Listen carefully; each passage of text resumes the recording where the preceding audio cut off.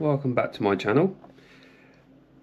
Have you ever wondered if you can complete an Ironman triathlon but don't feel you have enough time to complete the training? I am here to explain that it is certainly possible. However, this does come with a caveat that you have a number of years of training under your belt for maybe a different sport, or you've been doing half Ironman and you've realised actually you want to up your distance, but you don't think you have the right amount or enough time, or your time constraints have been changed since you've done the half Ironman, or you're changing sports but you compete at a decent level. It is possible. That's where I will start. Yeah, so a little bit about me. I've been doing triathlon training for about just over 14 years, courtesy of a Facebook memory that came up the other day. Plus, also whilst doing that, I was playing field hockey. I belonged to a local swim team.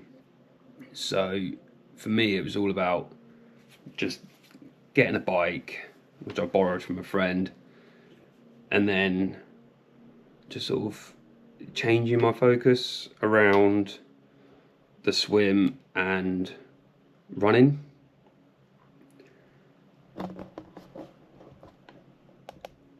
Today I will explain a few bits that have allowed me to get away with completing my second full Ironman this year with a very low average training volume. Point 1.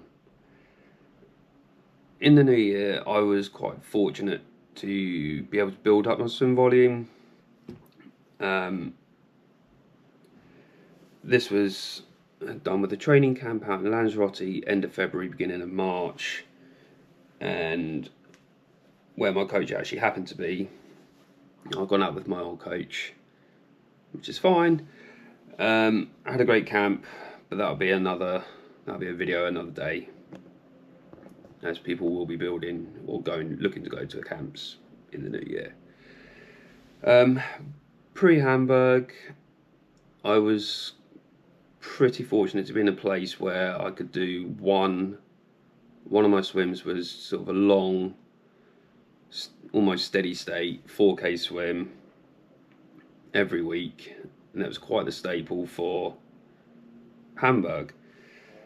Since Hamburg, my swim volume did drop off due to work, where I had long commutes and stuff, but that's neither here nor there. That's not saying that's the same for everybody, but I'm just using that as this was the reality for me.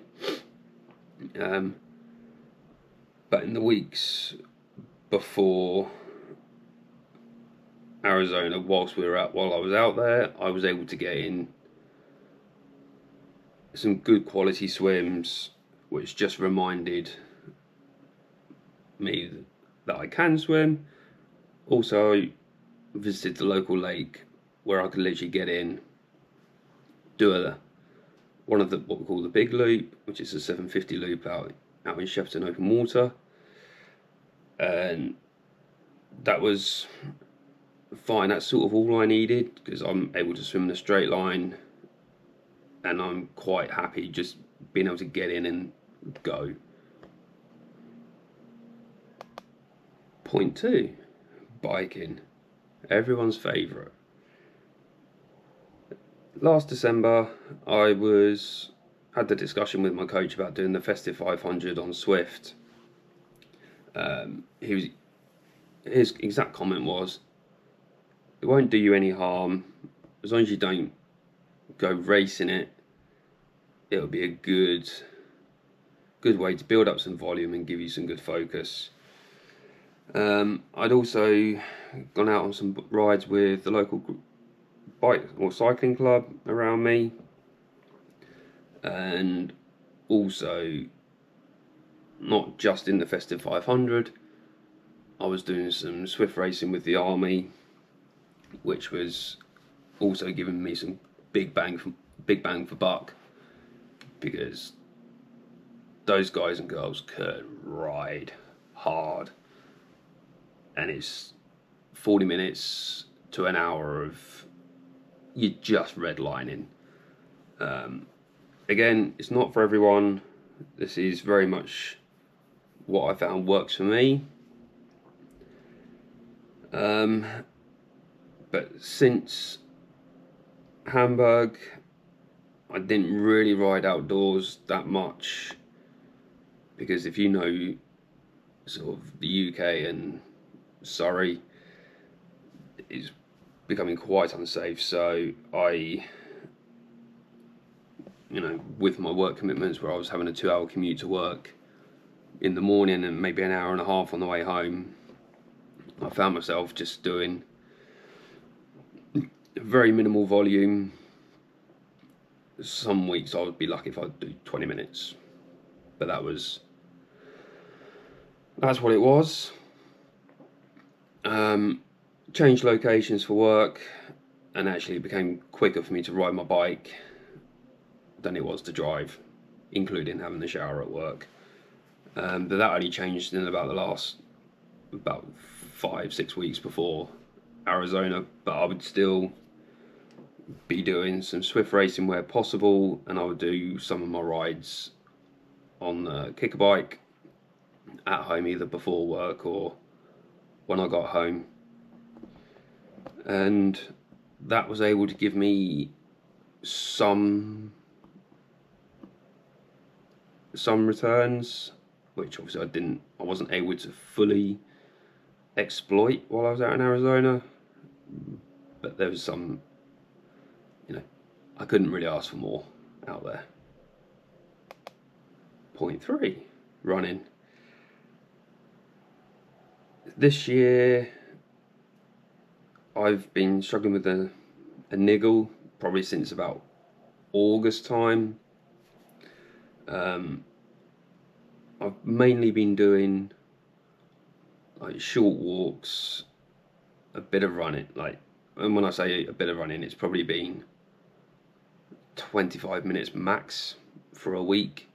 That was probably considered a good week for me, when I would be able to run with minimal pain. It wasn't no pain, it was very minimal pain, but that was built over sort of 5-6 weeks where I was doing walk run, and my runs were maybe 30 seconds on, 2 minutes off, and there would be sort of 20-25 minute sessions. But again, with a coach, that became very doable, and I had a coach that understood, and he's very good at the rehab side of things.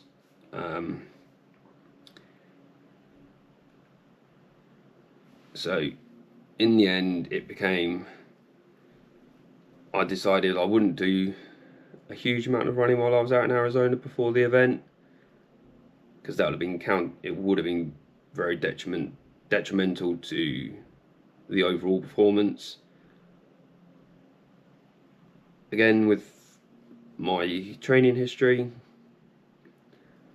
I used to go training with a friend of mine who was doing ultras, and my fast walking when I was carrying like one of my army backpacks would be about the pace she would need to maintain for her ultras. So actually, I wouldn't think anything going out for a 4 or 5 hour hike was actually not a problem for me. So I was able to do that quite comfortably and not feel too beaten up by it.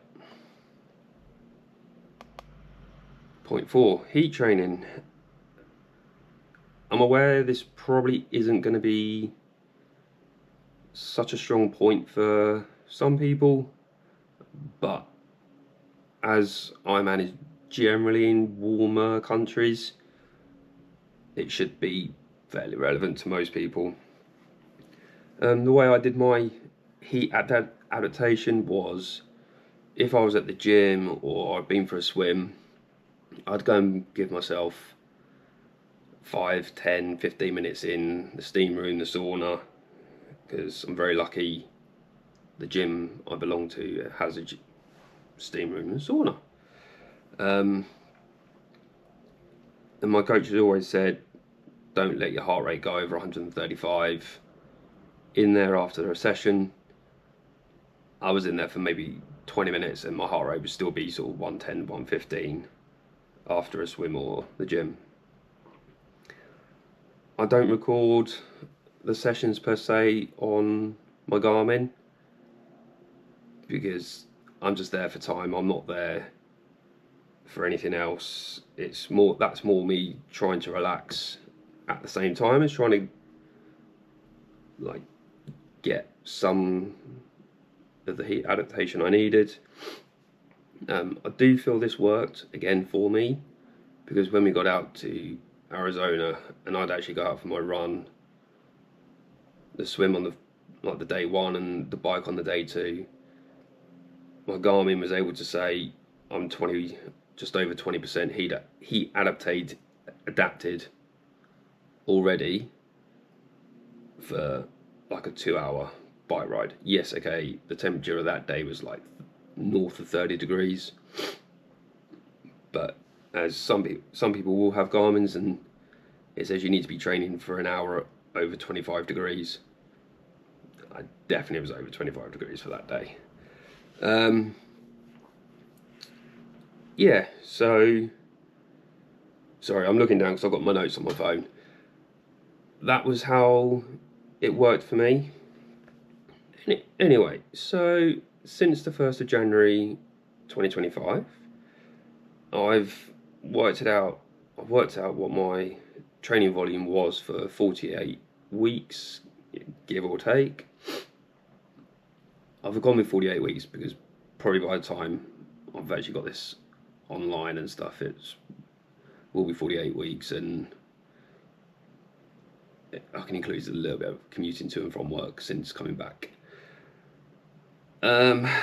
So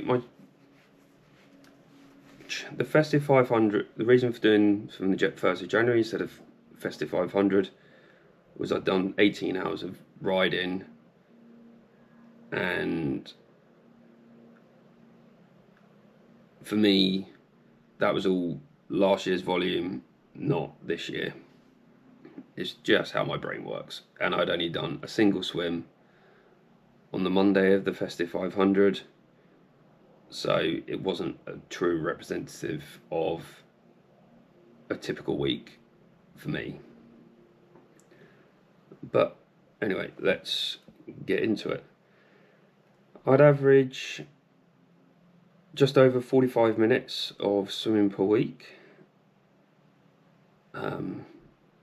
Again, that was broken up. There were some weeks where I wouldn't swim, and some weeks where I probably swam 2 or 3 times. So, again, with a swim background, that's not the ideal. It's not an ideal, but if you have a swim background, for example, it certainly makes it more doable. My riding, that was just over 4 hours a week. Again, that was made up with some Swift racing, maybe a longer ride of 1.5 hours, maybe 2 hours on like the Saturday or the Sunday or whenever I had a rest day from work, and then maybe the Swift team time trials, which I was also doing, or I was doing like interval sessions from my coach. In terms of my running, there were some weeks where I wouldn't run, and that'd be for 2, 3, maybe 4 weeks on the trot. It's something I am planning to improve before Hamburg next year. But I'd averaged 55 minutes per week, and of course this still takes into consideration my Hamburg Marathon from this year at Ironman and the Arizona Marathon, where total time for those two together was 11.5 hours, which obviously skews my average, but again,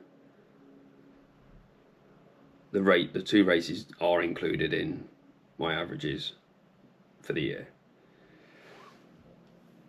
I hope you found this informative and helpful, and it gives you some hope that it is possible to do an Ironman on just over 6 hours a week of training. Please like, comment, subscribe, and I'll bring out more triathlon, and I will be doing some Gran Turismo content soon. Take care. Bye bye.